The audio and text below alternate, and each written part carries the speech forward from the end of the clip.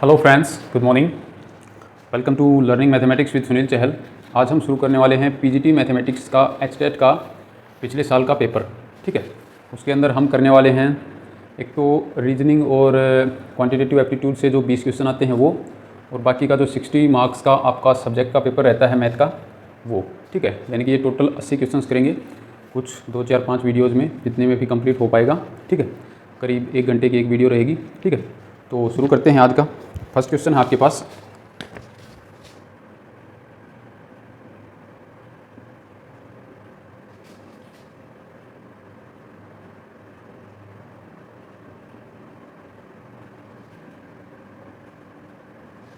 ठीक है। First question आपके पास क्या है, what is the HCF of 61 था ये, what is the HCF of 11, 11.11, 0.11 and 0.011। ठीक है, ये आपको 4 नंबर्स दिए हुए हैं, इनका HCF बताना है।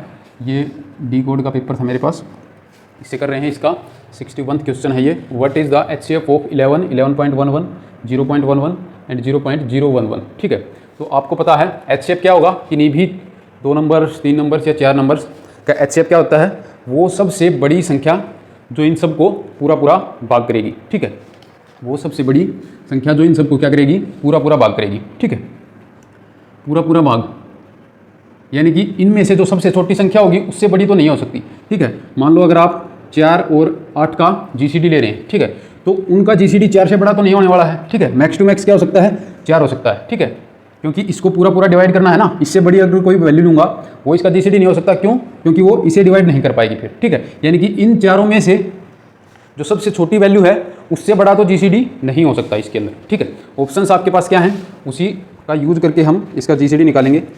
फर्स्ट आपके पास ऑप्शन दिया हुआ है 0.011। ठीक है, इसमें सबसे छोटी संख्या क्या है, यही है 0.011। ठीक है, तो ये आपका एक पॉसिबल GCD हो सकता है। ठीक है, होगा तो इससे छोटा होगा या फिर यही इसका GCD होगा। सेकंड ऑप्शन आपके पास क्या है, 1.1। ठीक है, इससे बड़ी वैल्यू है 0.011 से, सबसे छोटी वैल्यू इनमें क्या है चारों में, ये, यानी कि इससे बड़ा तो GCD नहीं हो सकता, यानी कि ये ऑप्शन आपका कैंसिल, ये एक पॉसिबिलिटी है। थर्ड है आपके पास 0.11। ठीक है, ये भी क्या है, इससे बड़ा है, तो ये भी GCD नहीं हो पाएगा। ठीक है, फोर्थ है आपके पास 0.111। ठीक है, ये तो इससे भी बड़ा है, तो ये भी आपका GCD नहीं होगा। तो सिर्फ आपके पास एक ही पॉसिबिलिटी बचती है, जो आपका फर्स्ट ऑप्शन है, यही क्या होगा, राइट आंसर। इसका GCD क्या आएगा, इन चारों का यही इसका GCD आएगा। डिवाइड करके भी देख सकते हैं, अगर 11 को 0.011 इससे डिवाइड करूँ तो क्या लिख सकता हूँ, ऊपर 1000 से मल्टीप्लाई कर सकता हूँ ना, ये डेसिमल हट जाएगा, तो नीचे क्या आ गया, 11 इंटू 1000। ठीक है, 11 से 11 कैंसिल, क्या आ गया 1000, पूरा पूरा कैंसिल कर दिया। इसको अगर इससे डिवाइड करूँगा क्या आएगा, 11.11 डिवाइड में क्या है 0.011, ऊपर 2 के बाद डेसिमल है, नीचे 3 के बाद डेसिमल है, यानी कि ऊपर अगर 10 से मल्टीप्लाई कर दूँ तो दोनों डेसिमल आपके क्या हो जाएंगे, कैंसिल।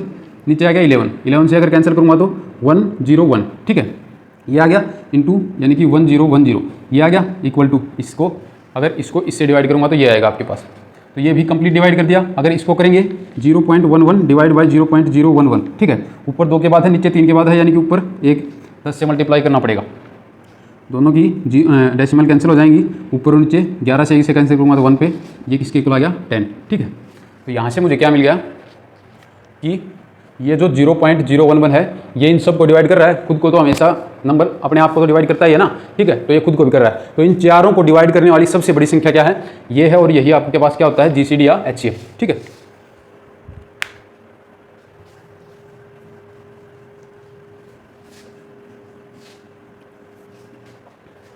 नेक्स्ट है question number 62, the ratio of the areas of the ratio of the areas of the in circle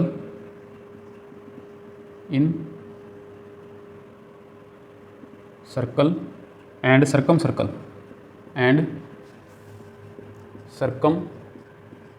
circle of A square is. ठीक है, एक स्क्वायर है, उसके इन सर्कल के का एरिया और सर्कम सर्कल के एरिया का रेशियो आपको बताना है। ठीक है, ऑप्शंस आपके पास हैं 1:4 रेशियो होगा, सेकंड 4:1 होगा, थर्ड आपके पास क्या होगा 1:2 होगा, फोर्थ आपके पास क्या होगा 2:1। ठीक है, एक स्क्वायर बना लेते हैं, एक आपके पास क्या है स्क्वायर। इन सर्कल क्या होगा जो इसके अंदर का होगा, अंदर एक सर्कल बनाएंगे इसको टच करते हुए चारों साइड्स के, तो उसे क्या बोलेंगे इन सर्कल। सर्कम सर्कल क्या होगा जो इसके चारों कॉर्नर से पास होगा, ये वाला सर्कल।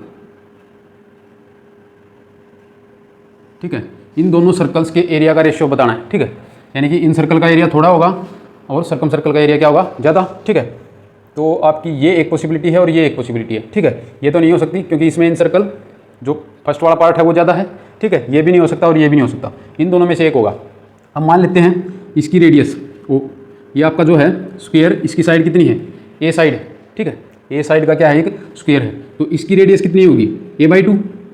ठीक है ना, इसकी रेडियस तो क्या होगी a/2, और ये जो है इस जो सर्कम सर्कल है इसकी रेडियस कितनी होगी, किसके इक्वल होगी half of the diagonal of square. ठीक है, ये क्या है एक तरह से डायगोनल ऑफ स्क्वायर है ना, तो जो सर्कम सर्कल है उसका डायमीटर क्या है डायगोनल ऑफ स्क्वायर, और जो इन सर्कल है इसका डायगोनल डायमीटर क्या है आपके पास इसकी साइड, जो इसकी साइड है स्क्वायर की वो। ठीक है, तो इसकी रेडियस क्या होगी इन सर्कल की a/2।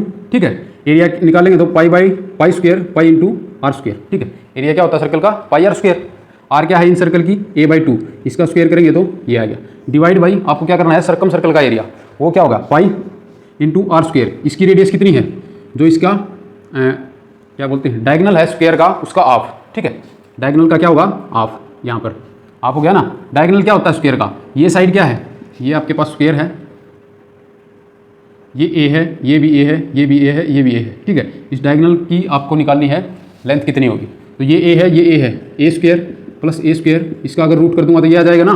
ठीक है, तो यहाँ से क्या आ गया √2a।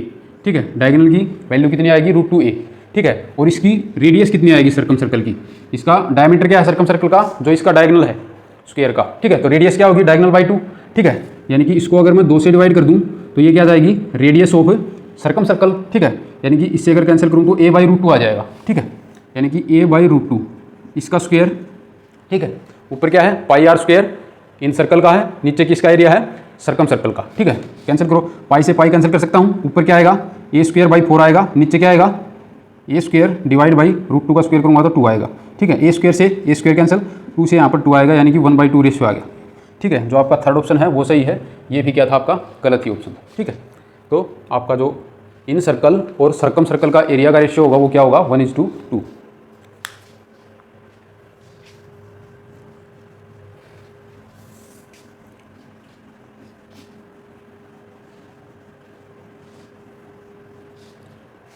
नेक्स्ट है आपके पास find the missing letters 63। Find the missing letters. ठीक है, in the given letter series, in the given letter series. ठीक है, लेटर सीरीज क्या दी हुई है ए, फिर यहाँ खाली है CDAA B, फिर यहाँ खाली है, फिर CC, फिर यहाँ खाली है, फिर DAA, फिर यहाँ खाली है, फिर है BBB, फिर खाली है, फिर CCDDD। ठीक है, ये आपके पास है सीरीज।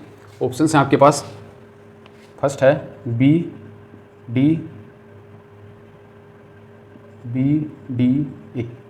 ठीक है, सेकंड है BDCA, थर्ड है DBCA, फोर्थ है आपके पास BBDAC। ठीक है, ये 4 ऑप्शंस हैं।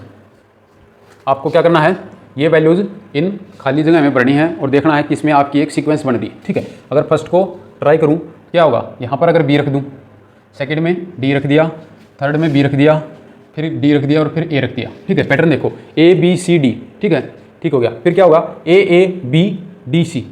ठीक है, कोई पैटर्न नहीं बना ना। आगे देखेंगे तो CC हो गया, फिर BDAA हो गया, फिर DBBBA, कोई पैटर्न नहीं। ठीक है, सेकंड अगर ट्राई करूँ तो यहाँ पर B ही है, इसमें डी है, यानी कि यहाँ पर बी की जगह सेकंड में क्या है, डी है, और इस डी की जगह क्या है, सी है। ठीक है, तो ये क्या होगा, A B C D first तो हो गया, फिर क्या है, A B D C C D D A इस तरह से है। तो एक तरह से अगर देखें तो क्या पैटर्न बनना चाहिए, ए बी सी डी, ठीक है, फिर क्या है, ए बी डबल हो गया, यहाँ पर बी डबल होना चाहिए, सी डबल हो गया, फिर डी डबल होना चाहिए, यानी कि यहाँ डी ही चाहिए, यहाँ में क्या चाहिए, बी चाहिए। ठीक है, फिर क्या हो गया, ए ये 3 बार आ रहा है तो यहाँ पर ए होना चाहिए आपके पास, 3 बार ए आ जाएगा, 3 बार बी आ जाएगा, यहाँ पर अगर सी रख दूँ तो 3 बार सी और 3 बार डी। ठीक है, पहले सभी एक बार हैं, फिर दो बार, फिर 3 बार, फिर 4 बार। ठीक है, तो पैटर्न आपके पास ये होना चाहिए, ये आपका सही होगा। ये कौन सा है, बी डी है इसके अंदर, तो ये नहीं हो सकता, शुरू में डी रख दिया तो ये हो ही नहीं सकता। यहाँ पर क्या है, बी डी ए सी। ठीक है, यही आपका क्या होगा, राइट आंसर। ठीक है, तो इस तरह से लिख लेना चाहिए। अगर आप मन में ये देखेंगे कि ये पैटर्न भर के देख लिया, इस तरह से कंफ्यूज हो जाते हैं और आपका क्वेश्चन गलत हो जाता है। ठीक है, अगर लिख कर देखने में 2-4 सेकंड ज़्यादा लगेंगी और कोई फर्क नहीं पड़ेगा, लेकिन क्वेश्चन आपका सही ही आएगा। ठीक है, आंसर सही आएगा, तो लिख के देख लेना चाहिए इस टाइप के।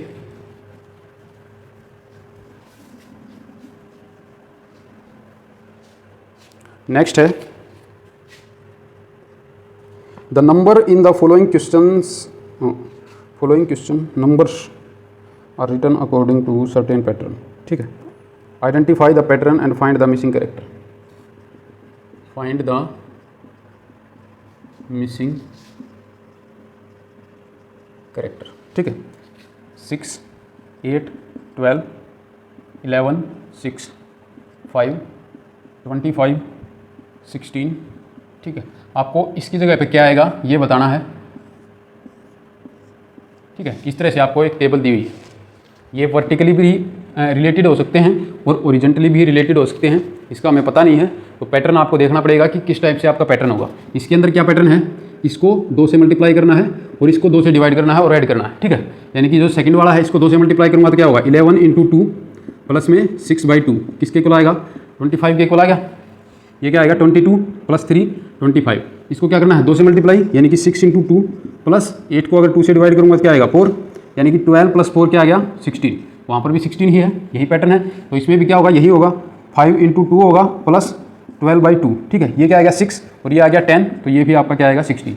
ठीक है, तो इस पोजीशन पे क्या आने वाला है आपके पास, 16। ऑप्शंस थे इसके अंदर, 18 था, सेकंड था आपके पास 16, थर्ड था आपके पास 12, फोर्थ था आपके पास 10। ठीक है, तो आपके पास इस तरह से पैटर्न हो सकते हैं। ये कोई ज़रूरी नहीं है कि ओरिजेंटल ही पैटर्न मिलेगा, वर्टिकल पैटर्न भी पॉसिबल हो सकता है, वो आपको चेक करना है, वर्टिकली कोई पैटर्न बना रहे हैं या फिर ओरिजेंटली कोई पैटर्न बना रहे हैं। ठीक है,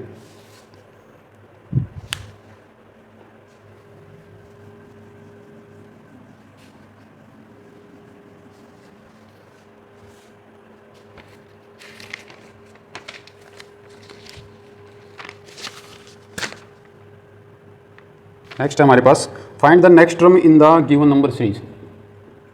find the next term series आपके पास क्या दी हुई है, 127 128 136 163 227। ठीक है, ये आपके पास एक सीरीज दी हुई है, इससे आपको नेक्स्ट नंबर बताना है कि क्या आने वाला है। ऑप्शन है आपके पास, 352 होगा, सेकंड है 350 होगा, थर्ड है 357 होगा, फोर्थ है 341 होगा। ठीक है, इनका अगर डिफरेंस देखूं तो कितना है, एक, इन दोनों का अगर डिफरेंस देखूं तो 128 और 8 136। इनका अगर डिफरेंस देखेंगे तो 6, इसमें से ये घटाना है, 13 में से 6 गए 7 और 5 में से 3 गए 2, ये आ गया 27। ठीक है, तो डिफरेंस किस टाइप से आ रहा है, ये है 1 का क्यूब, ये है 2 का क्यूब, ये होगा 3 का क्यूब। नेक्स्ट आपके पास 64 का डिफरेंस मिलेगा, ये किसका क्यूब है, 4 का क्यूब। डिफरेंस आपके पास क्या आएगा, 64 4 का क्यूब। इससे आगे क्या आना चाहिए, 125 यानी कि 5 का क्यूब। तो 227 में 125 जोड़ दो, जो भी आंसर आएगा, 7 और 5 जोड़ूंगा तो क्या आएगा 12, यानी कि यूनिट डिजिट क्या आएगी, 2 आएगी। सिर्फ किस में यूनिट डिजिट 2 है, 352 में, तो पूरा जोड़ने की कोई ज़रूरत नहीं है, यही आपका क्या होगा answer.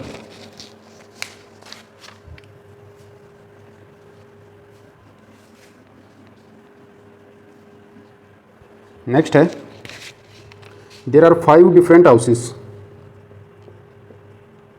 There are 5 different houses A to E in a row, A to E in a row, ठीक है।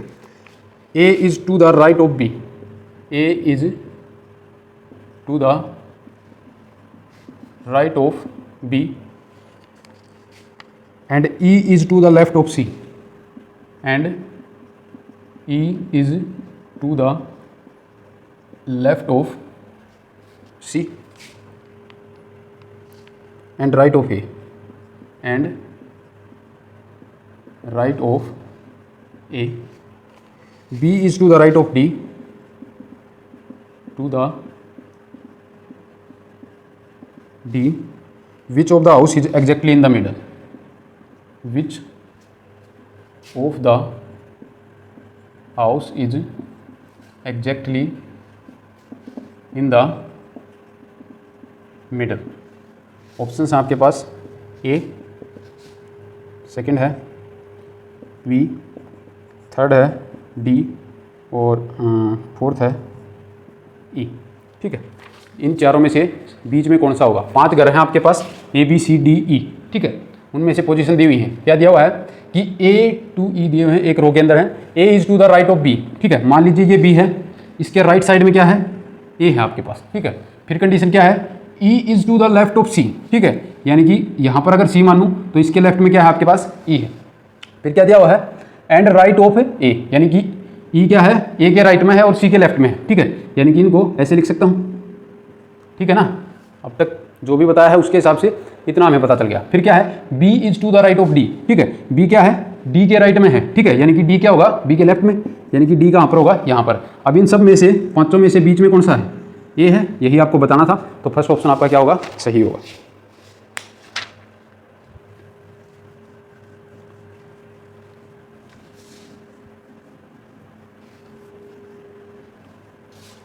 नेक्स्ट है, in a certain code,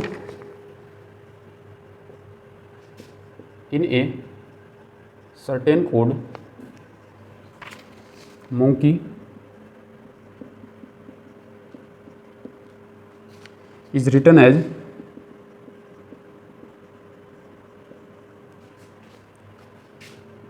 X D J M N L. How is tiger written in that code? How is tiger written in that code? ठीक है, ये आपको बताना है उस कोड में किस तरह लिखा जाएगा। ठीक है, आपको क्या दिया हुआ है? मोंकी किस तरह लिखा हुआ है? X D J M N L, ठीक है, इस तरह दिया हुआ है। आपको किसका बताना है? TIGER, इसको बताना है कि किस तरह लिखेंगे। अगर इसे ध्यान से देखूं तो x+1 करूं तो y आएगा, t+1 करूं तो e आएगा, j+1 करूं तो k आएगा, m+1 करूं तो n आएगा, n+1 करूं तो o आएगा और l+1 करूंगा तो m आएगा। ठीक है, यानी कि ये जो भी नंबर्स दिए हुए हैं इसका लास्ट डिजिट क्या होगा? t का एक पहले वाला। ठीक है, क्योंकि नीचे वाले में एक ऐड करते हैं तब नेक्स्ट आता है। ठीक है, t से पहले क्या आएगा? s, RST ऐसा आएगा ना, यानी कि लास्ट डिजिट तो आपके पास क्या आएगी? s आएगी। इससे पहले वाला, ठीक है, HI होता है ना, GHI, तो H आपके पास यहाँ आ गया। ठीक है, G से एक पहले क्या आएगा? FGH, यानी कि F। ठीक है, E से एक पहले D आएगा और R से एक पहले Q आएगा। ठीक है, तो टाइगर को किस तरह लिखेंगे? QDFHS। ठीक है, ऑप्शंस थे आपके पास SDFHS। ठीक है, सेकंड है SHFDQ, थर्ड है QTFHS और फोर्थ है UJHFS। ठीक है, तो क्या है? QDFHS, थर्ड ऑप्शन आपका क्या हो गया? राइट हो। ठीक है, तो इस तरह से पैटर्न देखना है। जो भी पैटर्न आपको दिया हुआ है, जिस भी वर्ड को कोडिंग में लिखा हुआ है, उन दोनों को क्या करना है? ऊपर नीचे लिखना है और उन दोनों में पॉसिबल कॉम्बिनेशन देखना है कि क्या कॉम्बिनेशन पॉसिबल है इनके अंदर। ठीक है, वही कॉम्बिनेशन फिर किस में लगाना है? जिस नंबर का कोडेड वर्ड आपसे पूछा गया है।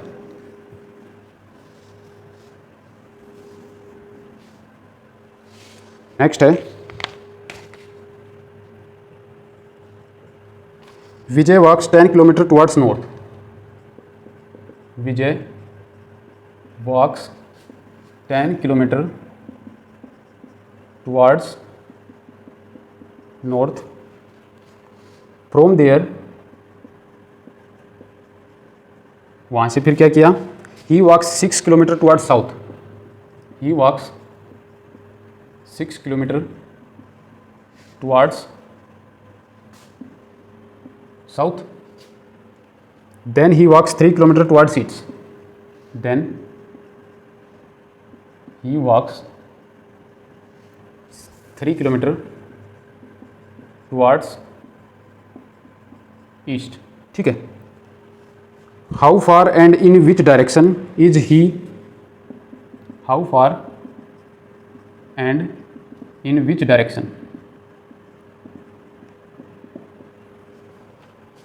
Is he with reference to his starting point। ठीक है। ऑप्शंस हैं 5 किलोमीटर वेस्ट, सेकंड है 5 किलोमीटर नॉर्थ ईस्ट, थर्ड है 7 किलोमीटर ईस्ट, फोर्थ है 7 किलोमीटर वेस्ट। ठीक है, ये 4 ऑप्शन हैं। अब कंडीशन देखते हैं क्या किया उसने। शुरू किया कहीं से और 10 किलोमीटर नॉर्थ में चला गया। ठीक है, मान लेते हैं यहाँ से शुरू किया नॉर्थ ऊपर की साइड, यहाँ पर नॉर्थ मान लिया, यहाँ पर ईस्ट मान लिया, यहाँ पर साउथ मान लिया और यहाँ पर क्या मान लिया? वेस्ट। ठीक है, क्या किया? 10 किलोमीटर कहाँ गया? नॉर्थ में गया। ठीक है, ये हो गया 10 किलोमीटर चला गया। फिर क्या किया? यहाँ पहुँचने के बाद उसने क्या किया? फिर वॉक 6 किलोमीटर टुवर्ड साउथ। यहाँ पहुँचकर इसके साउथ डायरेक्शन में कहाँ गया? कितना गया? 6 किलोमीटर, यानी कि वापस इसी पाथ से 6 किलोमीटर वापस आ गया, यानी कि इतनी डिस्टेंस 6 किलोमीटर है और कंप्लीट आपका क्या था? 10 किलोमीटर। इस साइड आ गया। फिर क्या किया? यहाँ से ईस्ट की तरफ गया। कितना गया? 3 किलोमीटर। ईस्ट की किस तरफ है? उस तरफ, यानी कि यहाँ से 3 किलोमीटर इस साइड चला गया। ठीक है, स्टार्टिंग पॉइंट क्या था? ये पॉइंट था। ठीक है, तो इस पॉइंट से आपको बताना है किस डायरेक्शन में गया है और कितना दूर गया है। ठीक है, इस पॉइंट के रेफरेंस में किस डायरेक्शन में है? इधर ईस्ट है, लेकिन सीधा ईस्ट तो यहाँ होगा, ये इससे ऊपर की तरफ भी है और ईस्ट में भी है। ठीक है, यानी कि ये डायरेक्शन कौन सी होगी? North east. ठीक है, तो अपनी जो स्टार्टिंग पॉइंट था उससे अब किस डायरेक्शन में है वो? नॉर्थ ईस्ट डायरेक्शन के अंदर। किस ऑप्शन में नॉर्थ ईस्ट है? सेकंड ऑप्शन में। यही आपका क्या होगा? Right answer. आपको ये कैलकुलेट करने की भी जरूरत नहीं है कि कितनी दूरी पर है वो फिलहाल। ठीक है, दूरी निकालेंगे तो 5 ही आएगी। 10 कंप्लीट था, 6 इतना है, तो ये कितना बचेगा? 4। ये कितना है? 3। ठीक है, ये क्या बनेगा? एक राइट एंगल ट्रायंगल। 4 3, 4 का स्क्वायर 16 प्लस 3 का स्क्वायर 9, दोनों का रूट करूंगा 16 प्लस 9 25, 25 का रूट करूंगा तो क्या आएगा? 5। यानी कि ये डिस्टेंस कितनी आएगी? 5 किलोमीटर। ठीक है, किस डायरेक्शन के अंदर है? नॉर्थ ईस्ट के अंदर। आपको ये कैलकुलेट करने की कोई जरूरत नहीं है कि 5 किलोमीटर है या कितने किलोमीटर है। आपको सिर्फ पहले ऑप्शन में देखना है कि डायरेक्शन आपको पता करनी है पहले किस डायरेक्शन के अंदर है। ठीक है, ये कैलकुलेशन बाद की बात है। अगर 2 डायरेक्शन में आपके पास नॉर्थ ईस्ट 2 ऑप्शन में होता और 5 और 7, मान लो ये लिखा होता आपके पास 7 किलोमीटर नॉर्थ ईस्ट। ठीक है, फिर आपके पास 2 ऑप्शन में आपकी डायरेक्शन सही थी, फिर आपको क्या निकालना पड़ता? ये भी निकालना पड़ता कि कितनी दूरी पर है। ठीक है, फिर आपको दूरी भी कैलकुलेट करनी पड़ती। लेकिन यहाँ पर ऑलरेडी एक ही ऑप्शन में वो डायरेक्शन दी हुई है नॉर्थ ईस्ट, तो इसका मतलब आपको ये कैलकुलेट करने की जरूरत नहीं है कि कितनी दूरी पर है। आपको सिर्फ डायरेक्शन पता करनी है, बाकी अपने आप ऑप्शन से पता चल जाएगा कि कौन सा ऑप्शन आपका सही है। तो सेकंड ऑप्शन यहाँ पर सही था, 5 किलोमीटर नॉर्थ ईस्ट डायरेक्शन के अंदर वो होगा। ठीक है,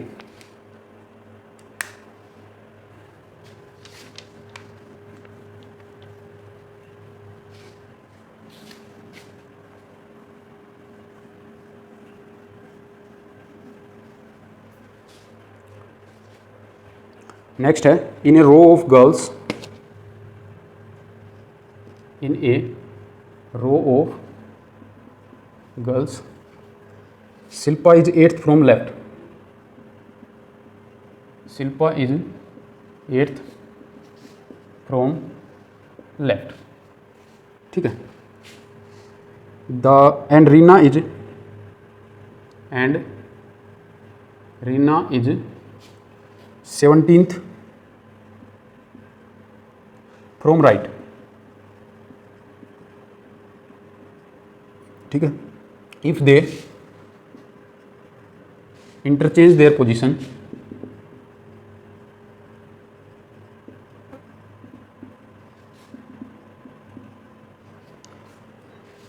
then Shilpa becomes 14th from left. ठीक है, how many girls are there in a row, how many girls are there in a row. ठीक है, ऑप्शंस हैं 27, 29, 32, 30। ठीक है, ये 4 ऑप्शंस हैं आपके पास। क्या कहा गया है कि एक रो में बैठी हैं लड़कियां, शिल्पा जहाँ पर किस पोजीशन पे है, लेफ्ट साइड से 8वीं पोजीशन पे। ये आपकी लेफ्ट साइड है, ये क्या है, राइट साइड है। ठीक है, यहाँ से 8th position, 1st, 2nd, 3rd, 4th, 5th, 6th, 7th, 8th। ठीक है, ये 8th पोजीशन है, इस पर कौन है, शिल्पा है। ठीक है, राइट से आपके पास 17th पोजीशन पर कौन है, रीना है। ठीक है, यानी कि राइट से ये क्या है, 17th पोजीशन। ठीक है, इस पर कौन बैठा है, रीना है। ठीक है, राइट से 17th पर रीना है। फिर क्या किया, दोनों ने अपनी पोजीशन को चेंज कर लिया।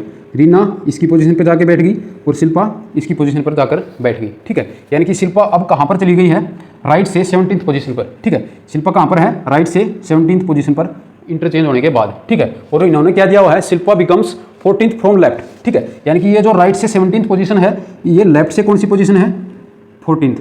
ठीक है, क्योंकि इंटरचेंज होने के बाद शिल्पा कहाँ गई है, 17th पोजीशन फ्रॉम राइट पे। ठीक है, जहाँ पर रीना थी पहले। ठीक है, और लेफ्ट से इसकी पोजीशन कौन सी बताई है इन्होंने, 14th। ठीक है, यानी कि ये जो पोजीशन है ये लेफ्ट से 14th है और राइट से 17th है। ठीक है, तो total number of girls in the line कितनी होंगी, इन दोनों का सम -1। -1 क्यों किया, क्योंकि ये पोजीशन हमने 2 बार काउंट की है। जब राइट से काउंट की तब भी ये क्या की, 17th पोजीशन एक बार काउंट होगी। जब लेफ्ट से काउंट कर रहे हैं तो 14th पोजीशन है, तो ये एक बार फिर से काउंट होगी। ठीक है, तो दोनों को जब ऐड करूंगा तो एक पोजीशन ये जो 17th वाली है राइट से और लेफ्ट से 14th वाली, ये कितनी बार काउंट कर लिया हमने, 2 बार। ठीक है, तो इसलिए क्या किया, दोनों को ऐड करके एक माइनस कर दिया, तो आपके पास टोटल नंबर ऑफ क्या आ जाएंगी, गर्ल्स। ठीक है, दोनों को अगर ऐड करूंगा 17 + 14 कितना होगा, 31। 17 + 14 क्या होगा, 31। लेकिन हमें कितनी चाहिए, ये क्या लाइन में कितनी लड़कियां हैं वो बताना है। ठीक है, इसमें क्या किया हमने, 2 बार 17th और 14th पोजीशन पे जो लड़की थी उसे 2 बार काउंट कर लिया। ठीक है, तो उसके लिए एक बार उसे सब्ट्रैक्ट करना पड़ेगा, यानी कि -1। ठीक है, इधर भी -1 किसके इक्वल आएगा, 30। ठीक है, तो टोटल नंबर ऑफ गर्ल्स कितनी है लाइन के अंदर आपके पास, 30। ठीक है, इस तरह से कोई भी सिचुएशन हो, लेफ्ट से और राइट से किसी की भी पोजीशन दी हुई है तो और टोटल नंबर ऑफ गर्ल्स या कोई भी चीज़ रखी हुई है, वो अगर आपसे पूछा हुआ है कि उस लाइन में कितने टोटल पोजीशंस हैं, ठीक है, तो वो आप कैसे बताएंगे, लेफ्ट वाली पोजीशन और राइट वाली पोजीशन दोनों को ऐड करना है और उसमें से एक सब्ट्रैक्ट कर देना है, टोटल पोजीशन आपके पास आ जाएगी। ठीक है,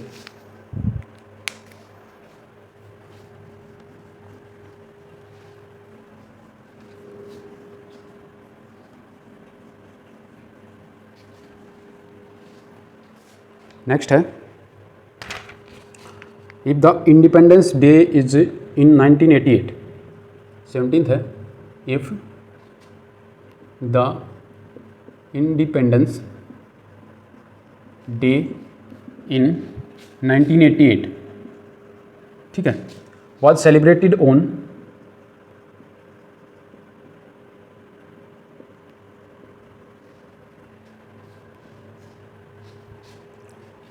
वेडनेसडे। ठीक है, then on what day was it celebrated in the year 1989। ठीक है, 1988 में इंडिपेंडेंस डे कब मनाया गया, वेडनेसडे को। ठीक है, तो 1989 में किस दिन मनाया जाएगा वो आपको बताना है। फर्स्ट है आपके पास मंडे को, सेकंड है आपके पास ट्यूसडे को, थर्ड है आपके पास थर्सडे को, फोर्थ है आपके पास फ्राइडे को। ठीक है, इनमें से किस दिन 1989 में मनाया गया। 1988 का आपको दिया हुआ है कि वेडनेसडे को मनाएगा, ठीक है। 1988 15 अगस्त 1988 से 15 अगस्त 1989 कितने दिन होंगे?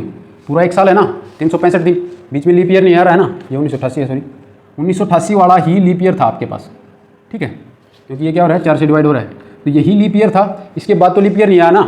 15 अगस्त 1988 से 1989 तक फरवरी में एक बार फरवरी आएगा और उसके अंदर 28 दिन ही आएंगे, 29 नहीं आएंगे, ठीक है, क्योंकि 1989 क्या है, लीप ईयर नहीं है, ठीक है।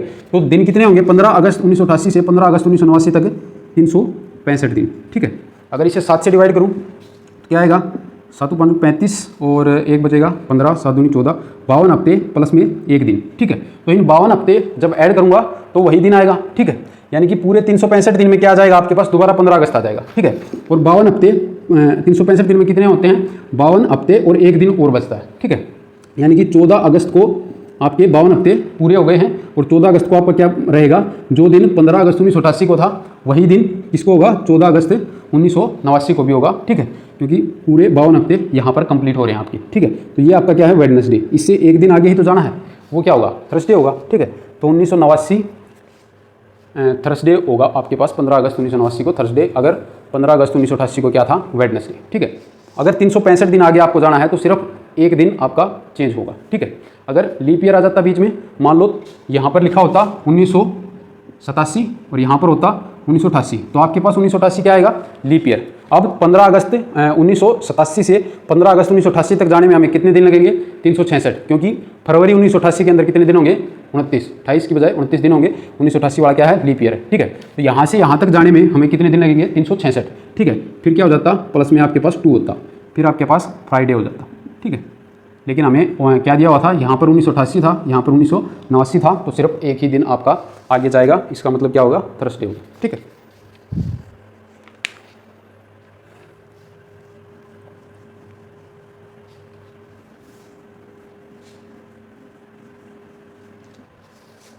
नेक्स्ट है, in a certain pattern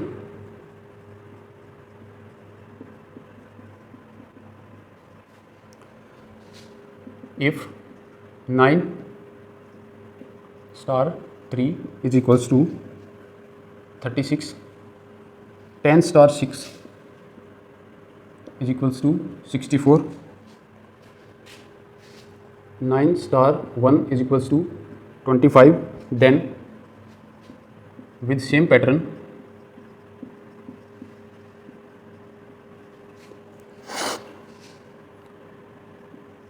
what will be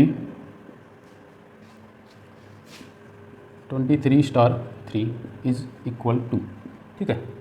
first option है 169 होगा, सेकंड ऑप्शन है 52 होगा, थर्ड ऑप्शन है 32 होगा, फोर्थ ऑप्शन है 576 होगा, ठीक है। तो यहाँ से देखें 9 और 3 से मिलाकर क्या बना दिया? 36 बना दिया। 10 और 6 से मिलाकर क्या बना दिया? 64 बना दिया। और 9 और 1 से मिलाकर क्या बना दिया? 25। अगर ध्यान से देखें तो ये क्या है? 6 का स्क्वायर है, ये किसका स्क्वायर है? 8 का स्क्वायर है, और ये किसका स्क्वायर है? 5 का स्क्वायर, ठीक है। तो जितने भी नंबर आ रहे हैं वो किसी न किसी का स्क्वायर आ रही, ठीक है। तो इस केस में भी नंबर आपका क्या आने वाला है? किसी न किसी का स्क्वायर आएगा, ठीक है। 169 किसका स्क्वायर है? 13 का, ठीक है। ये किसी का स्क्वायर नहीं है, ये भी किसका स्क्वायर नहीं है। 576 आपका 24 का स्क्वायर, ठीक है। तो ये दोनों तो हो नहीं सकते, इन दोनों में से कोई एक पॉसिबल हो सकता है, ठीक है। इसमें अब देखें तो क्या हुआ? 9 में अगर 3 ऐड करूं क्या आएगा? 12। 12 को अगर 2 से डिवाइड कर दूं तो क्या आ जाएगा? 6, और 6 का स्क्वायर ही यहाँ पर क्या हुआ है? लिखा हुआ है, ठीक है। नेक्स्ट में अगर 10 में 6 ऐड करूँ तो क्या आएगा? 16। 16 को 2 से अगर डिवाइड करूँ तो क्या आ जाएगा? 8, और 8 का स्क्वायर ही आपके पास क्या है? यहाँ पर लिखा हुआ है। यहाँ पर क्या है? 9 + 1 करूँ तो क्या आएगा? 10, और 10 को अगर 2 से डिवाइड कर दूँ तो क्या आ जाएगा? 5। तो 5 का स्क्वायर क्या होगा? 25, वही यहाँ पर क्या है? लिखा हुआ है। अब इसमें भी यही पैटर्न अगर लगाएं तो इन दोनों को ऐड करके 2 से डिवाइड करूं, यानी कि 23 + 3 क्या होगा? 26। 26 को 2 से डिवाइड किया तो 13, और 13 का अगर स्क्वायर करूंगा तो क्या आएगा? 169। तो यही आपका क्या होगा? राइट आंसर, ठीक है। अगर यहाँ पर बाई चांस 576 ना होता, कोई परफेक्ट स्क्वायर ना लिखा होता, तो आपको ये ऐड करके वो वाला पैटर्न लगाने की जरूरत भी नहीं थी। आपने देखा कि सभी के अंदर क्या है? एक परफेक्ट स्क्वायर आ रहा है, तो इसके अंदर भी परफेक्ट स्क्वायर ही आएगा, ठीक है। और 169 यहाँ पर ऑलरेडी क्या है? एक परफेक्ट स्क्वायर है, लेकिन यहाँ पर 2 परफेक्ट स्क्वायर मिल गए, इसलिए आपको कुछ और मेहनत करनी पड़ेगी थोड़ी बहुत, ठीक है। तो आपका आंसर था इसका फर्स्ट आंसर 169, ठीक है।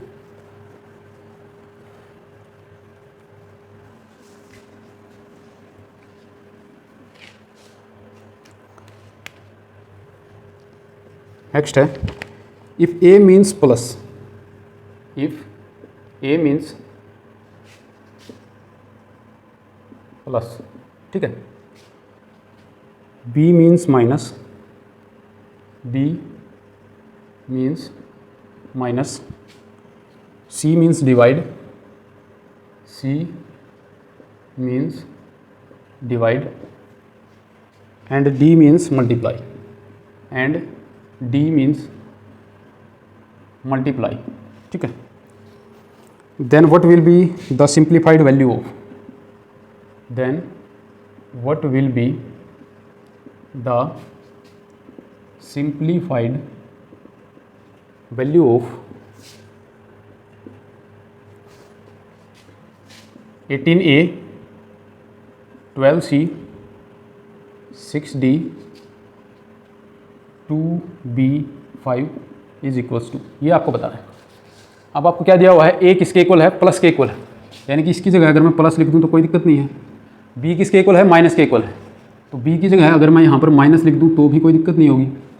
c किसके इक्वल है, डिवाइड के इक्वल, तो c की जगह अगर मैं डिवाइड लिख दूँ तो यहाँ भी कोई दिक्कत नहीं होनी चाहिए, ठीक है। और d किसके इक्वल है, मल्टीप्लाई के इक्वल, तो यहाँ पर मल्टीप्लाई लिख देता हूँ, ठीक है।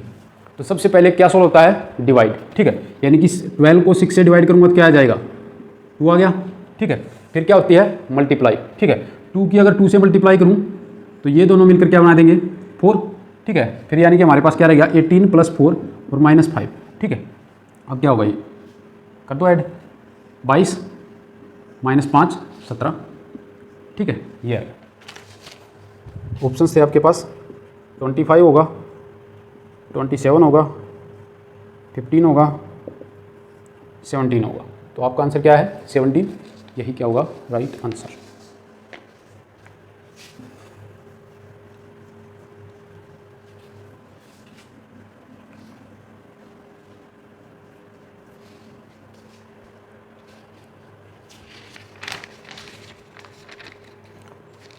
नेक्स्ट है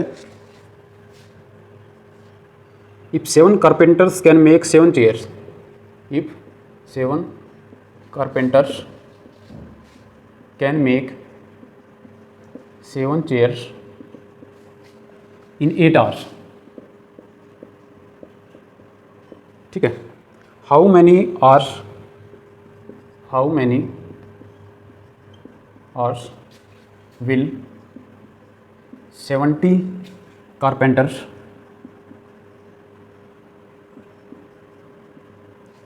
take to make 70 चेयर, ठीक है। आपको क्या दिया हुआ है कि 7 कारपेंटर हैं, वो 7 चेयर बनाने में कितना टाइम लेते हैं, 8 घंटे, ठीक है। और बताना क्या है कि अगर 70 कारपेंटर हों तो 70 चेयर बनाने में कितना टाइम लगेगा। ऐसे सवालों से तो बचपन में खेला करते होंगे, ठीक है। ऑप्शन हैं आपके पास 8, सेकंड है 560, थर्ड है 56 और फोर्थ है आपके पास 70, ठीक है। 7 कारपेंटर हैं, 7 चेयर बना रही, ठीक है, कितने घंटे में, 8 घंटे में, ठीक है। 7 ने 7 चेयर बनाई, यानी कि एक ने 1 चेयर बनाई है, कितने घंटे में, 8 घंटे में, यानी कि एक कारपेंटर 1 चेयर बनाने में कितना टाइम ले रहा है, 8 घंटे। तो 70 कारपेंटर 70 चेयर बनाने में कितना टाइम लेंगे, 8 ही घंटे लेंगे ना, ठीक है, क्योंकि 70 चेयर अगर 70 कारपेंटर बनाएंगे तो एक कारपेंटर को 1 चेयर बनानी है मतलब, ठीक है। और एक कारपेंटर 1 चेयर बनाने में कितना टाइम ले रहा है, 8। तो यहाँ पर चाहे आप 1024 लिख लो, ठीक है, 1024 कारपेंटर 1024 चेयर बनाने में कितना टाइम लेंगे, 8 ही घंटे लेंगे ना, सबको 1-1 चेयर ही तो बनानी है, ठीक है। और एक कारपेंटर 1 चेयर बनाने में कितना टाइम लेता है, 8 घंटे, ठीक है। तो ये वैल्यू आप कितनी ही बड़ी कर लो, ठीक है, आपका टाइम कितना रहेगा, 8 घंटे, ठीक है। अगर ये चेंज हो जाता कि 70 कारपेंटर हैं और आपको 140 चेयर बनानी है, ठीक है, फिर आपके पास क्या होता कि एक कारपेंटर को कितनी चेयर बनानी थी, 2 चेयर बनानी थी, ठीक है। और एक कारपेंटर को 1 चेयर बनाने में कितना टाइम लग रहा है, 8 घंटे, 2 बनाने में कितना लगता, 16 घंटे, ठीक है। फिर आपका चेंज हो जाता, ठीक है। लेकिन अगर कारपेंटर और चेयर दोनों इक्वल रहेंगे जब तक आपका टाइम क्या रहेगा, सेम ही रहेगा, ठीक है।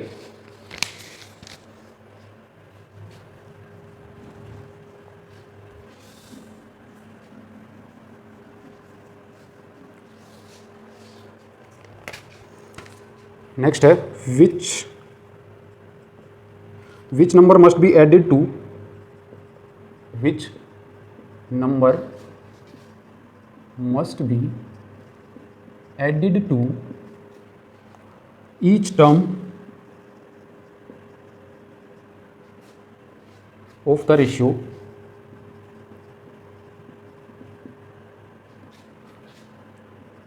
two is to 5 so that it may equal to 5:6। ठीक है, ऑप्शंस हैं 12, 11, 13 और 14। ठीक है, आप दो तरीके से कर सकते हो, या तो क्या करें, मान ले वो नंबर क्या ऐड किया हमने x, यानी कि 2 + x डिवाइड बाई 5 + x, इसके इक्वल रख लो 5/6 के क्रॉस मल्टीप्लाई करके x की वैल्यू आप निकाल सकते हैं। ठीक है, दूसरा क्या कर सकते हैं, ये वैल्यूज ऑप्शन वाली पुट कर लो। ठीक है, यानी कि 12 + 2 कितना आएगा 14 डिवाइड बाई 12 + 5 कितना आएगा 17, या 14 को 17 से डिवाइड करूँ तो 5/6 का रेशियो आएगा, नहीं आएगा। ठीक है, तो ये तो नहीं हो सकता। सेकंड, अगर 11 को पुट करूँ तो 11 + 2 क्या आएगा 13, और 11 + 5 ये क्या आएगा 16। ठीक है, तो 13/16 ये भी कैंसिल नहीं होगा। 13 क्या है, एक प्राइम नंबर है, यहाँ 17 क्या है, एक प्राइम नंबर है, और ज़्यादा नहीं टूट सकता, तो ये भी आपका नहीं होगा, ये भी आपका नहीं होगा। ठीक है, नेक्स्ट है, अगर 13 पुट करूँ तो 13 + 2 क्या होगा 15 डिवाइड बाई 13 + 5 क्या होगा 18। ठीक है, दोनों फर्दर ब्रेक हो सकते हैं। क्या करना है, 3 से ये भी डिवाइड हो रहा है और 3 से ये भी, 3 × 5 = 15, 3 × 6 = 18, क्या आ गया रेशियो 5:6। हमें यही रेशियो तो चाहिए था, यानी कि वैल्यू आपके पास क्या आएगी 30। ठीक है, वहाँ से अगर x की वैल्यू नहीं पुट कर रहे हैं आप, सीधा क्रॉस मल्टीप्लाई करेंगे तो यहाँ से क्या आएगा 12 + 6x किसके इक्वल आएगा 25 + 5x। ठीक है, x वाले एक साइड और कॉन्स्टेंट एक साइड, 6x - 5x क्या आएगा, x किसके इक्वल आ गया 25 - 12 13 के इक्वल। ठीक है, यहाँ से आप डायरेक्ट कर सकते हो x की वैल्यू, अगर आप ऑप्शन से पुट नहीं कर रहे हो तो। ठीक है, अगर इस तरह से आपको नहीं याद आता कि इस तरह से कर सकते हैं, तो आपको सीधा क्या करना है, क्या दिया हुआ है कि 2:5 का आपके पास रेशियो है, इसमें कुछ नंबर ऐड करना है, दोनों में, ऊपर वाले में भी और नीचे वाले में भी। ठीक है, दोनों में एक नंबर ऐड करना है, और ऐड करने के बाद रेशियो क्या हो रहा है आपके पास 5:6। तो आप सीधा ऐड करके चेक कर सकते हैं, 12 में 2 ऐड किया और 5 में 12 ऐड किया, फिर देखा रेशियो आपका 5:6 है या नहीं है, फिर ऐसे ही दूसरा किया, तीसरा किया, जिस पर भी आपका रेशियो सेम आ जाता है वही आपका क्या होगा राइट आंसर। ठीक है, जिससे भी आपको सुटेबल लगे उसी तरीके से कर सकते हैं।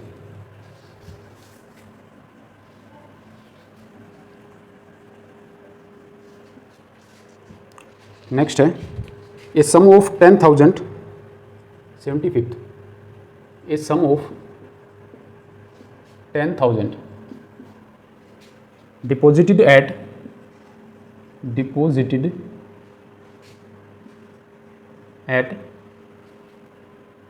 compound interest becomes double after 5 years, after 5 years। ठीक है, after 20 years the amount will be, after 20 years the amount will be। ठीक है, 20 साल के बाद अमाउंट कितनी होगी, अगर 5 साल में अमाउंट क्या हो रही है डबल, आपको प्रिंसिपल दिया हुआ है कि 10,000 थी आपकी जो बेसिक आपने डिपॉजिट किया था वो। ठीक है, तो क्या हुआ है 10,000 थे, 5 साल में क्या हो गए डबल, यानी कि 20,000। ठीक है, 5 साल में आपके पास कितने हो गए 20,000। ठीक है, अब कंपाउंड इंटरेस्ट लग रहा है, इसका मतलब क्या होगा, अब 5 साल के बाद इंटरेस्ट किस पे लगेगा 20,000 के ऊपर। ठीक है, तो फर्दर 5 साल अगर और ऐड कर दूं तो यानी कि 10 साल के बाद आपका क्या होगा, ये 20,000 भी डबल हो जाएंगे। ठीक है, 5 के बाद इसमें अगर 5 और ऐड करूं +5, यानी कि टोटल अगर 10 साल में कितना अमाउंट हो जाएगा हमारे पास, अगले 5 में 20 का डबल, यानी कि यहाँ पर क्या हो जाएगा 40,000। ठीक है, फिर अगले 5, इसमें अगर 5 और ऐड कर दिया तो कितने होंगे टोटल 15 साल। 15 साल में टोटल अमाउंट कितना हो जाएगा, अब की बार क्या होगा 5 साल और बढ़ाते ही 40 का डबल हो जाएगा। ठीक है, यानी कि अब कितने हो जाएंगे 80,000। ठीक है, 5 साल और ऐड करूँ तो कितना आ जाएगा 20, यानी कि 20 का अब इसका डबल होगा 80 का, यानी कि 80,000 का डबल करूँगा तो 1,60,000। ठीक है, ये आपका फाइनल अमाउंट होगा 20 साल के अंदर। ठीक है, ऑप्शंस थे आपके पास 40,000, सेकंड था 60,000, थर्ड था आपके पास 80,000 और फोर्थ था आपके पास 1,60,000। ठीक है, इतना अमाउंट हो जाएगा। तो कौन सा है 20 साल में आपका वो अमाउंट कितना हो जाएगा 1,60,000 जो आपने 10,000 डिपॉजिट किए थे कंपाउंड इंटरेस्ट के ऊपर, और 5 साल में जो कितने हो गए हैं आपके डबल हो गए। ठीक है, अगर सिंपल इंटरेस्ट होता फिर इतना नहीं होता है। ठीक है, क्योंकि सिंपल इंटरेस्ट में अगर 5 साल में डबल हो रहे हैं, ठीक है, यानी कि 5 साल में 10,000 पर हमें कितना ब्याज मिल रहा है 10,000 मिलेगा, डबल तो तभी होगा ना। ठीक है, यानी कि 5 साल का आपके पास ब्याज कितना होगा 10,000। ठीक है, और 5 का 4 गुना आपके पास 20 है, तो 10 का 4 गुना आपको ब्याज मिल जाता, फिर आपको ब्याज कितना मिलता 40,000 ये, और 10,000 आपका ये डिपॉजिट, टोटल आपके पास फिर कितने होते 50,000 रुपये होते 20 साल के बाद। ठीक है, लेकिन कंपाउंड इंटरेस्ट पे है, इसका मतलब क्या हो रहा है कि 5 साल में अगर 20 हो गए डबल हो गए, तो अगले 5 साल में इस 20 का डबल हो जाएगा। ठीक है, 40, फिर अगले 5 साल में इस 40 का डबल होगा, फिर अगले 5 साल में इस 80 का डबल हो जाएगा। ठीक है, तो कंपाउंड इंटरेस्ट से था, इसलिए क्या होगा आपके पास कंपाउंड इंटरेस्ट से था तो 1,60,000 आपके पास फाइनल अमाउंट होगा 20 साल के बाद। ठीक है,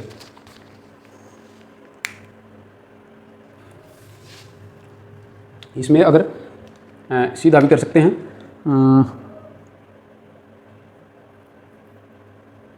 हाँ, कितना हो रहा है अमाउंट 5 साल में डबल, यानी कि 2 गुना हो रहा है। ठीक है, अमाउंट कितना हो रहा है डबल हो रहा है, यानी कि क्या हो रहा है 2 गुना। ठीक है, कितने साल में हो रहा है 5 साल में, पूछा कितने साल में है 20 साल में। ठीक है, यानी कि 20 को अगर मैं 5 से डिवाइड करूँ तो क्या आएगा 4। ठीक है, तो टोटल 20 साल में कितना हो जाएगा, कितने गुना होगा या फाइनल अमाउंट कितना होगा वो कैसे पता चलेगा, 5 साल में क्या हो रहा है डबल। ठीक है, और 20 में पूछा हुआ है, तो 20 को 5 से डिवाइड करूँगा तो क्या आएगा 4, तो 20 साल में टोटल 2 की पावर 4 गुना बढ़ जाएगा। 2 की पावर 4 क्या होगा 16, तो 10,000 हमारे पास था, इसका अगर 16 गुना करूँगा तो क्या आएगा 1,60,000 आएगा। ठीक है, डायरेक्टली आप ऐसे भी कर सकते हो। ठीक है, अगर आपको ये दिया हुआ है डबल, अगर डबल की बजाय आपको दिया होता कि 5 साल में आपका जो अमाउंट है कंपाउंड इंटरेस्ट पे 10,000 वो क्या हो रहा है ट्रिपल हो रहा है। ठीक है, अगर ये क्या हो जाता ट्रिपल हो रहा होता। ठीक है, 5 साल में क्या हो रहा होता ट्रिपल, और 20 साल में आपसे पूछा हुआ होता। ठीक है, तो फिर ये कितने गुना हो जाता 20 को किससे डिवाइड करना है 5 से, जितने में आपको दिया हुआ है डिवाइड उससे डिवाइड करना है, इसको डिवाइड करना है जितने साल में पूछा हुआ है। ठीक है, तो ये वैल्यू क्या आ गई आपके पास 4 आ गई। ठीक है, और कितने गुना हो रहा है 5 साल में 3 गुना, तो 20 साल में कितना होगा 3 की पावर 4 गुना। ठीक है, 3 की पावर 4 क्या होगा 81। ठीक है, तो 81 गुना बढ़ जाएगा वो। ठीक है, तो क्या होगा अगर ये ट्रिपल हो रहा होता डबल की बजाय, यहाँ पर क्या लिखा होता कि ट्रिपल हो गया है वो 5 साल के अंदर, तो 20 साल के अंदर वो अमाउंट आपकी कितनी हो जाएगी, तो फिर क्या हो जाती 81 गुना। ठीक है, यानी कि 10,000 आपके 20 साल में कितने हो जाते 8,10,000। ठीक है, ये अमाउंट हो जाती है। तो इस तरह से कोई भी क्वेश्चन आपके पास आए कि कंपाउंड इंटरेस्ट के ऊपर कोई अमाउंट डबल हो गई, ट्रिपल हो गई, 1.5 गुना हो गई, 3 गुना होगी। ठीक है, इस तरह से बोला है कितने भी साल में दिया हुआ हो। ठीक है, और कितने भी साल में पूछा हुआ हो, तो उसको इस तरह से डील करना है कि कितने गुना हो जाएगा। ये तो आपके पास 20 ही थे, 5 साल में आपसे पूछा हुआ था, अगले 5 साल 10 का आपने पता कर लिया, इसका डबल हो जाएगा, फिर 5। अगर यहाँ पर ज़्यादा होते तो फिर आप बता नहीं सकते थे। ठीक है, यहाँ पर 20 की जगह मान लो 50 साल होते कि 50 साल में कितना होगा, फिर तो आप नहीं कर सकते थे ना, ऐसे 5 ऐड करके जाओगे तो बहुत लंबा हो जाएगा। फिर क्या करना है 50 को 5 से डिवाइड किया कितना आएगा 10, यानी कि फिर क्या होगा 2 की पावर 10, और 2 की पावर 10 क्या होता है 1024। ठीक है, तो 1024 गुना, यानी कि 10,000 को 1024 से गुना करूँगा तो ये 4 जीरो इसके पीछे आ जाएंगी। ठीक है, इतना अमाउंट हो जाएगा आपका 50 साल के अंदर ये वाला। ठीक है, तो इस तरह से करना है कंपाउंड इंटरेस्ट का। इस टाइप का कोई भी सवाल आए तो ऐसे कर सकते हैं।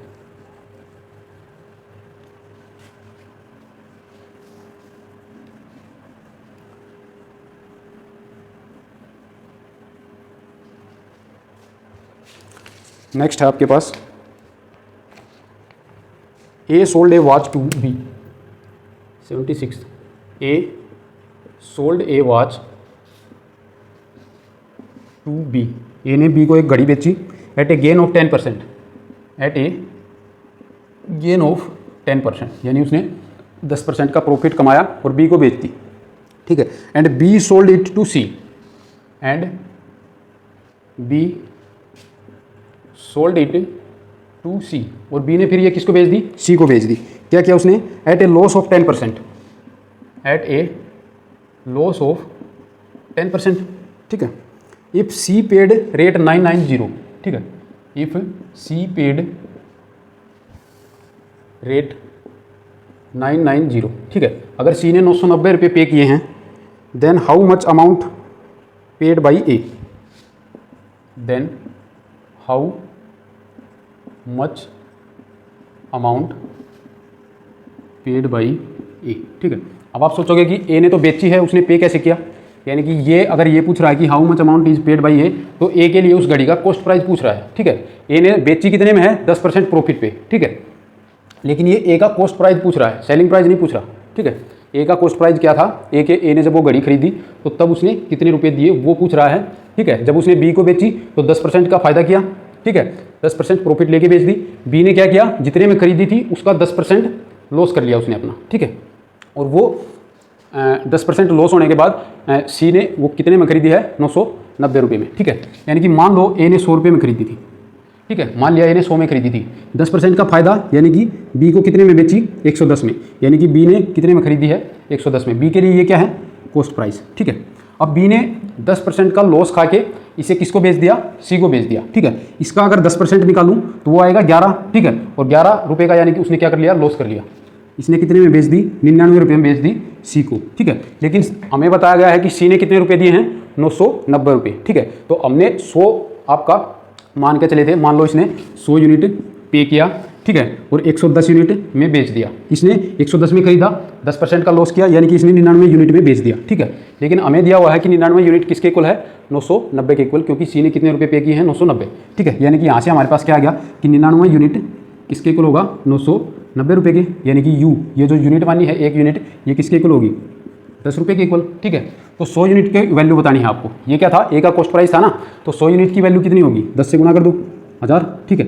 यानी कि ए ने वो 1000 रुपये में खरीदी, 10% के फायदे पे बेच दी, यानी कि उसने कितने में बेची, 1100 रुपये में, ठीक है। उसने कितने में बेची, 1100 रुपये में, और इसने अपना 10% का लॉस किया। 10% का लॉस यानी कि 90% पे बेच दी इसने, इसका 90%, ठीक है।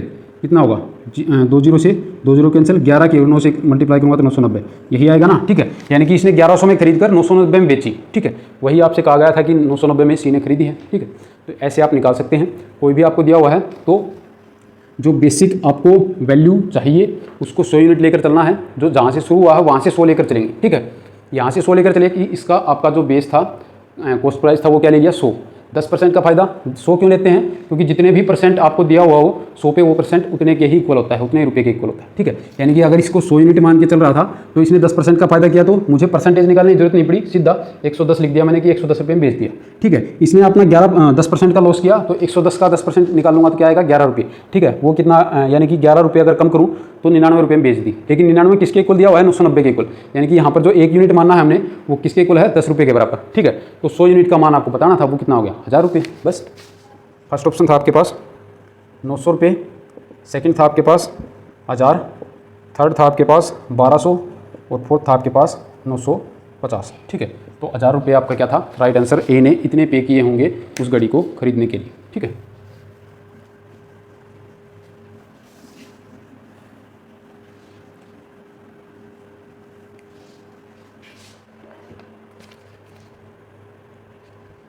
नेक्स्ट है, the price of any item is increase by 20%। The price of any item is increase by 20%, ठीक है। Find the reduction in the consumption, find the reduction in the consumption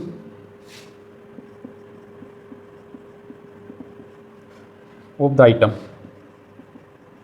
item so that there is no increase on expenditure, there is no increase on expenditure, ठीक है। कोई भी item था आपके पास, मान लो आप चीनी खरीदते हो, उसके प्राइस कितने हो गए, 20% बढ़ गए, ठीक है। मान लो पहले 100 रुपये की चीनी खरीदते थे आप, ठीक है, अब कितनी होगी, 120 रुपये की होगी, वो 20% बढ़ गए ना। तो आपको इसकी अमाउंट में कितनी कमी करनी पड़ेगी कि आप का जो एक्सपेंडिचर है, जो आपका खर्चा है, पहले आप 100 रुपये खर्च करते थे, अब भी अगर आप 100 ही रुपये खर्च करें, ठीक है, तो कितनी चीनी की अमाउंट आपको रिड्यूस करनी पड़ेगी खरीदने से, जितनी आप पहले खरीदते थे उससे, ठीक है। ठीक है, मान लो पहले 100 रुपये की खरीदते थे, 100 ही किलो, मान लो कि 100 रुपये की 100 किलो खरीदते थे, 1 रुपये में 1 किलो, ठीक है। अब कितनी हो गई है, 120 रुपये हो गई है उस 100 किलो की प्राइस, ठीक है। यानी कि इस 100 किलो की प्राइस अब कितनी हो गई है, 120 रुपये, ठीक है। और अब आपको खरीदनी कितनी में ही है, 100 रुपये में ही खरीदनी है, ठीक है। यानी कि ये जो 20 रुपये बढ़े हैं, इस 20 में अब कितनी चीनी आती है वो आपको निकालना है, ठीक है। वो आपको घटाना पड़ेगा ना, ठीक है, उतनी चीनी कम करनी पड़ेगी। यानी कि इस 20 रुपये में जितनी अब आती है उतनी ही आपको कम करनी है, ठीक है। 20 में कितनी आएगी, 100 किलो का कितना प्राइस हो गया है अब, 120 रुपये, ठीक है। तो 20 का कितना होगा, 100 किलो का प्राइस 120, सॉरी उल्टा लिखना पड़ेगा, 120 रुपये में कितनी आती है, 100 किलो, ठीक है।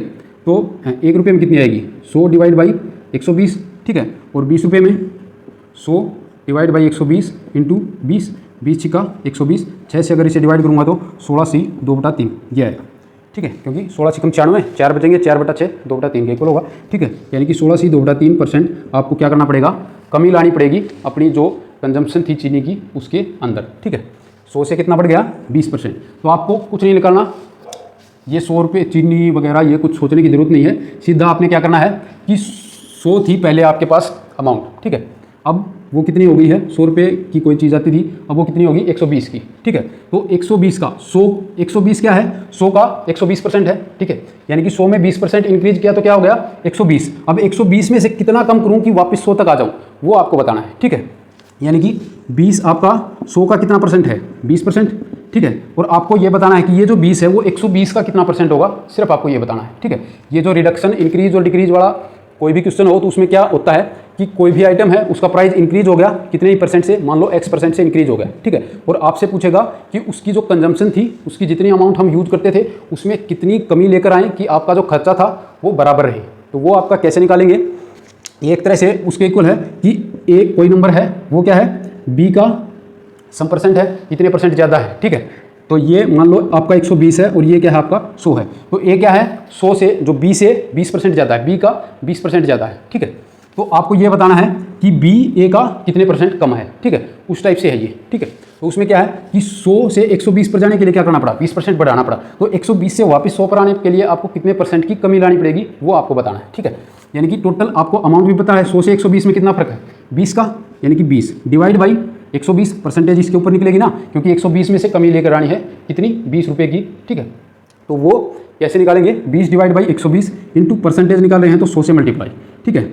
0 से 0 2 छिके 12, यानी कि 100 डिवाइड बाई 6 आपके पास क्या होगा 16 इंटू 2/3, इंटू नहीं है 16 से ही 2/3%, ठीक है। तो इतने परसेंट की आपको कमी लानी पड़ेगी आपकी कंजम्पशन के अंदर कि आपका जो एक्सपेंडिचर है वो क्या रहे, बराबर रहे, ठीक है। ऑप्शंस थे आपके पास, फर्स्ट था 16 से ही 2/3%, सेकेंड था 15 से ही 2/3%, और थर्ड था 17 से ही 2/3%, और फोर्थ है आपके पास 16 से ही 1/3%, ठीक है। तो आपका जो फर्स्ट ऑप्शन है वही क्या था, राइट आंसर।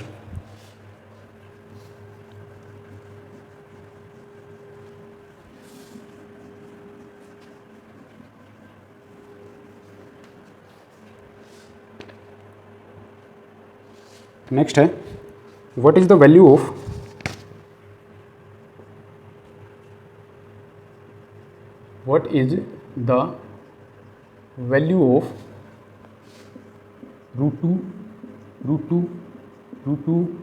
√2 इनफाइनाइट तक, नहीं इनफाइनाइट तक नहीं है भैया, ये कहाँ तक है, 1 2 3 4 5, 5 ही यहाँ तक है, ठीक है। ये आपको वैल्यू बतानी है, ठीक है। फर्स्ट ऑप्शन है आपके पास 0 होगा, सेकंड ऑप्शन है 2 होगा, थर्ड ऑप्शन है आपके पास 1 होगा, और फोर्थ ऑप्शन है आपके पास 2⁻31 डिवाइड बाई 32 ये होगा, ठीक है। तो ये आपके पास किसके इक्वल होगा, सीधा सीधा अगर देखें तो अगर ये 5 की बजाय इनफाइनाइट तक होते तो इसकी वैल्यू हमेशा क्या आएगी, जो भी नंबर यहाँ पर रूट के अंदर है वही, यानी कि 2 आती, ठीक है। अब क्या हो रहा है, √2 आपका हमेशा 1 से बड़ा रहेगा, तो 1 तो वैल्यू आएगी नहीं, ठीक है। 0 भी नहीं आएगी, ठीक है, क्योंकि सभी क्या है नॉन जीरो नंबर हैं, उनका स्क्वायर रूट करेंगे तो 0 नहीं आ सकता, तो ये भी नहीं आएगा। 2 आ नहीं सकता, क्योंकि 2 किस केस में आएगा, जब ये इनफाइनाइट तक जा रहे हो तो उस केस में 2 वैल्यू आएगी, ठीक है। तो ये भी आपका कैंसिल हो गया, तो सिर्फ आपके पास क्या बच गया ऑप्शन 2⁻31 डिवाइड बाई 32, यही आपका क्या होगा, राइट आंसर, ठीक है।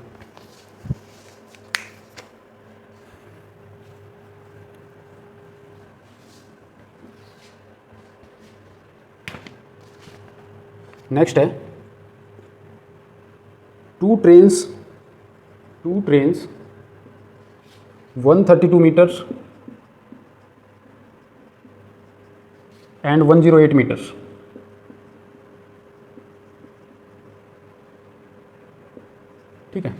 दो ट्रेन हैं, एक कितनी है 132 मीटर की है और दूसरी 108 मीटर की है, ठीक है।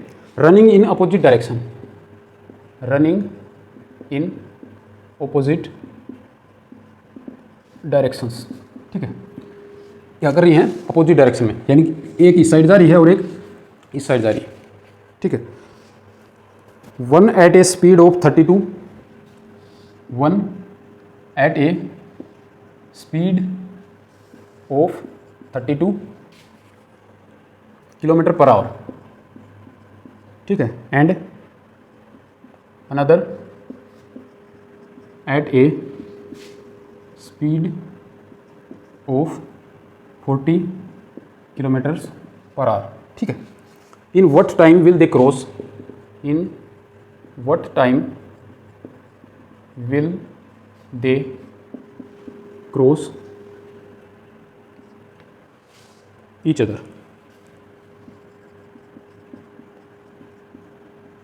ठीक है। कितने टाइम में वो एक दूसरे को क्रॉस कर लेंगे, ठीक है। क्रॉस कैसे करेंगे, मान लो एक ट्रेन ये है, ये ए ट्रेन है, ठीक है, और ये ट्रेन आपकी क्या है बी ट्रेन है। ये आपकी 132 मीटर लंबी है और ये 108 मीटर लंबी है। क्रॉस करने के लिए क्या करना होगा, मान लो यहाँ से दोनों मिली, फिर ये इस साइड जा रही है, ये आपकी इस साइड जा रही है। क्रॉस करने के लिए ये 132 आपका ये पूरा कवर करेगी और फिर ये 108 भी कवर करेगी, ठीक है। यानी कि टोटल कितना होगा 132 प्लस 108, इतनी डिस्टेंस इनको कवर करनी पड़ेगी दोनों को एक दूसरे को कंप्लीटली पास करने के लिए, ठीक है। क्योंकि अगर 132 ही मानूँ तो ये क्या आएगी, यहाँ आ जाएगी 132 पे, ये कहाँ आ जाएगी 100, यहाँ से चली और यहाँ पर पहुँचेगी तो क्या होगा 132 मीटर चली ना ये, ठीक है। लेकिन यहाँ पर पहुँचने के बाद तो ये मान लो 108 मीटर होगी, ये आपकी 108 मीटर आएगी। क्रॉस तो नहीं हुई है ना, ये पूरी 108 भी आगे चली जाएगी, 108 और आगे जाएगी, तब ये यहाँ पहुँचेगी 108 मीटर, ठीक है। तो टोटल डिस्टेंस कितनी कवर की 132 प्लस 108, ठीक है। टोटल कितनी होगी 240 मीटर, ठीक है। टोटल कितनी डिस्टेंस कवर की है 240 मीटर। स्पीड क्या है, एक उस साइड जा रही है और दूसरी इस साइड आ रही है, ठीक है। तो अगर दोनों अपोजिट डायरेक्शन में जा रही हो तो स्पीड क्या होती है डबल हो जाती है, ठीक है। डबल नहीं मतलब दोनों की स्पीड ऐड हो जाएगी। अगर दोनों एक ही डायरेक्शन में जा रही होती तो जो रिलेटिव स्पीड होती वो क्या होती आपकी डिक्रीज हो जाती, ठीक है। जो ज़्यादा स्पीड थी फिर क्या होती, अगर दोनों एक ही साइड में जा रही होती तो फिर कितनी स्पीड होती 40 एक की है और 32 एक की है, 40 माइनस 32 रिलेटिव स्पीड आपकी क्या होगी 8, ठीक है। लेकिन अब दोनों अपोजिट डायरेक्शन में जा रही हैं तो दोनों की स्पीड क्या हो जाएगी ऐड हो जाएगी, ठीक है। अगर अपोजिट डायरेक्शन में जा रही हूँ तो स्पीड ऐड होती है और सेम डायरेक्शन में जा रही हूँ तो स्पीड क्या होगी सब्ट्रैक्ट हो जाएगी रिलेटिव स्पीड आपकी निकालने के लिए, ठीक है। ऑप्शंस थे आपके इसके पास 8 सेकंड, सेकंड है 10 सेकंड, फिर है 12 सेकंड और फोर्थ है आपके पास 11 सेकंड, ठीक है। ये आपके पास 4 ऑप्शन है। टोटल डिस्टेंस कितनी कवर करनी है 240 मीटर। स्पीड कितनी है 40 वो और 32 ये 72 किलोमीटर, ठीक है। 72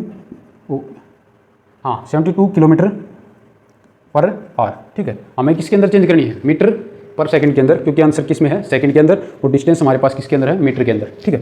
यानी कि मीटर पर सेकंड में अगर चेंज करूँ तो 72 इंटू 5/18, ठीक है। इससे मल्टीप्लाई करना पड़ेगा।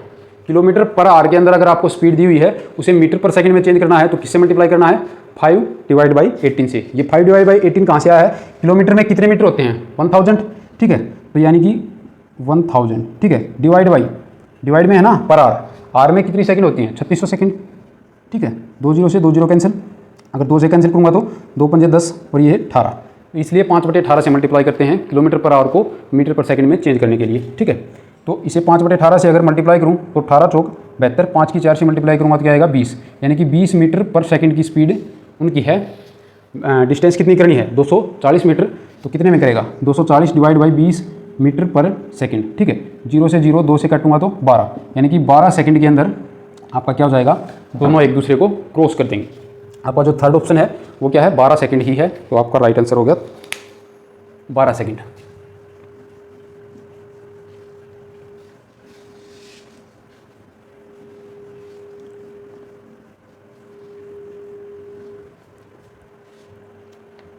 लास्ट क्वेश्चन है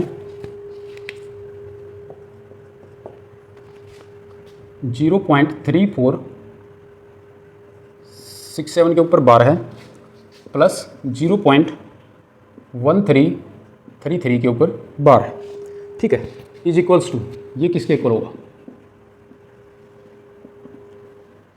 ऑप्शंस हैं 0.48 के इक्वल होगा, सेकंड है 0.4801 बार, थर्ड है 0.48 बार, और फोर्थ है आपके पास 0.48 बार।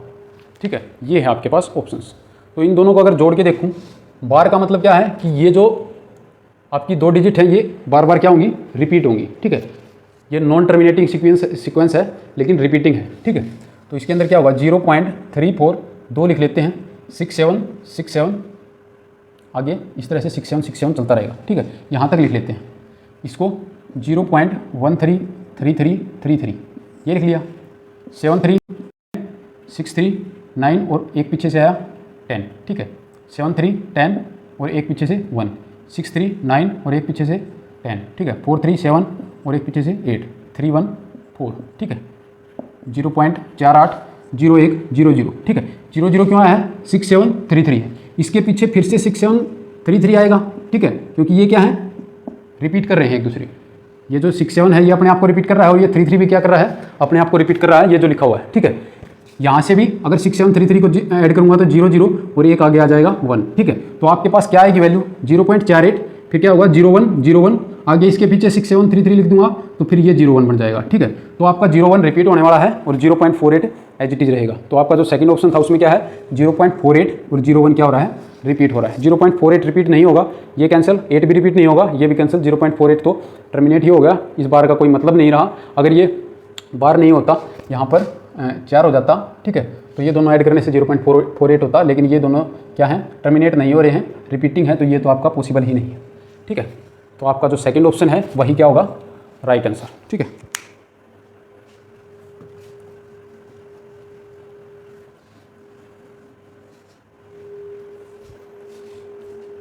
तो आज के लिए इतना ही। आपके जो पीजीटी मैथमेटिक्स दिसंबर 2021 में एचटेट का जो एग्ज़ाम हुआ था उसके अंदर जो 20 नंबर का पोर्शन आता है रीजनिंग का और क्वांटिटेटिव एप्टीट्यूड का, वो आपका कंप्लीट हो गया है। आज हमने 20 के 20 क्वेश्चन कंप्लीट करा दिए हैं 61 से 80 तक। नेक्स्ट वीडियो में हम मैथ वाला पार्ट शुरू करेंगे जिसके अंदर 91 से आपके 150। ठीक है, यानी कि 91 से 150 तक जो क्वेश्चन होते हैं वो आपके सब्जेक्ट के होते हैं, और सब्जेक्ट हम मैथ की बात कर रहे हैं तो मैथ के क्वेश्चन होंगे।